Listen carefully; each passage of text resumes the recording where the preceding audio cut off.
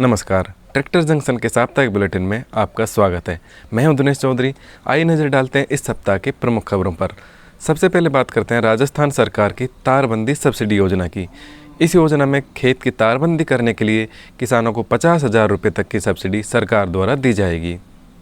किसान आवारा पशुओं से अपनी फसल को बचाने के लिए खेत के चारों तरफ कटीले तारों की बाड़ लगवाते हैं, मगर इसमें भी एक बड़ी समस्या यह है कि बीघों में फैले खेत की तारबंदी कराना हर किसान के बजट में नहीं होता है, क्योंकि इसमें आर्थिक लागत बहुत ज़्यादा लगती है।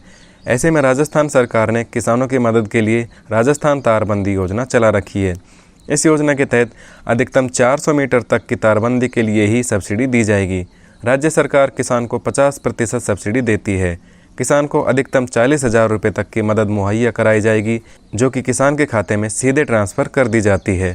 प्रधानमंत्री किसान सम्मान निधि योजना के तहत दी जाने वाली राशि को बढ़ाने की मांग उठने लगी है। कुछ किसान संगठनों की मांग है कि इस राशि को 6,000 रुपये वार्षिक से 24,000 रुपये वार्षिक किया जाए। किसानों की आय को बढ़ाने के लिए सरकार को क्या करना चाहिए जिससे किसानों को राहत प्रदान की जा सके?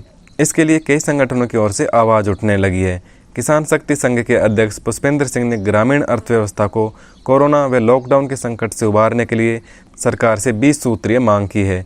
इसमें उन्होंने पीएम किसान सम्मान निधि स्कीम की रकम को 6,000 रुपये सालाना से बढ़ाकर 24,000 रुपये सालाना करने की मांग की है। मीडिया को दिए वक्तव्य में उन्होंने कहा कि किसानों के सभी कर्जों किस्तों की अदायगी 1 साल के लिए सस्पेंड की जाए।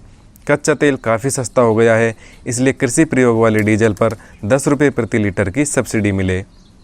किसानों को आधुनिक खेती की तरफ आकर्षित करने के लिए सरकार ने एकीकृत बागवानी विकास मिशन योजना शुरू की है। इसमें हाईटेक नर्सरी, कोल्ड स्टोरेज व ग्रामीण बाजार निर्माण के लिए सरकार की तरफ से अनुदान दिया जाएगा। हाईटेक नर्सरी में आधुनिक सुविधाओं से युक्त नर्सरी तैयार करके पौधे तैयार किए जाते हैं। इसके लिए शेड या पॉली हाउस का निर्माण कर उसमें नर्सरी लगाने का कार्य किया जाता है। कोल्ड स्टोरेज में फल व सब्जियों को लंबे समय तक ताज़ा रखने का प्रबंध किया जाता है, जबकि ग्रामीण बाजार किसानों को अपनी उपज बेचने में सहायक होता है। इन सभी के लिए सरकार द्वारा अनुदान देने की योजना शुरू की जा चुकी है। प्राकृतिक आपदा से फसल बर्बाद होने के बाद मुआवजा मिलने में होने वाली देरी किसान को और ज़्यादा परेशान करती है।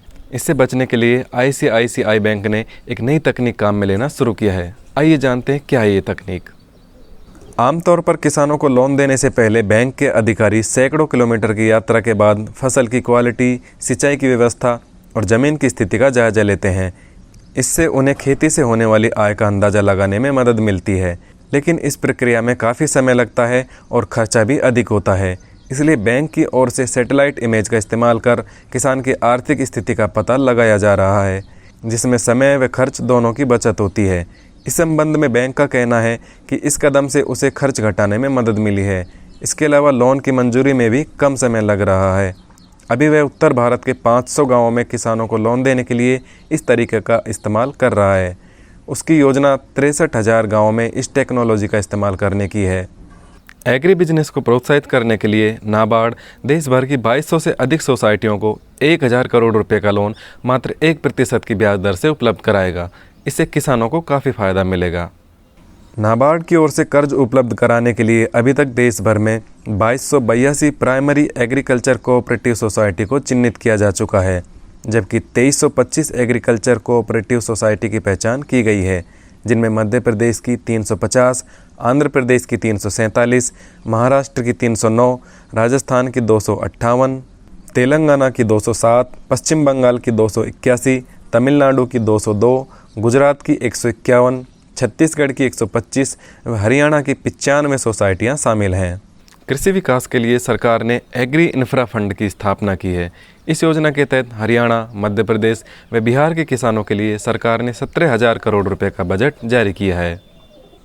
केंद्र सरकार द्वारा किसानों के लिए 1 लाख करोड़ रुपए के एग्रीकल्चर इंफ्रास्ट्रक्चर फंड की स्थापना की है। मुख्यमंत्रियों व राज्यों के कृषि मंत्रियों के साथ केंद्रीय कृषि एवं किसान कल्याण, ग्रामीण विकास तथा पंचायती राज मंत्री नरेंद्र सिंह तोमर ने एक बैठक में विस्तृत चर्चा की।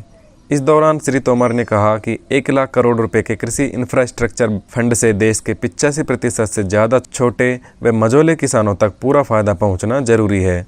यूरिया खाद की कालाबाजारी करने वालों पर अब सख्त कार्रवाई की जाएगी और खाद की कमी का फ़ायदा उठाते हुए नकली खाद बनाने वालों पर भी सरकार ने सख्त कदम उठाया है।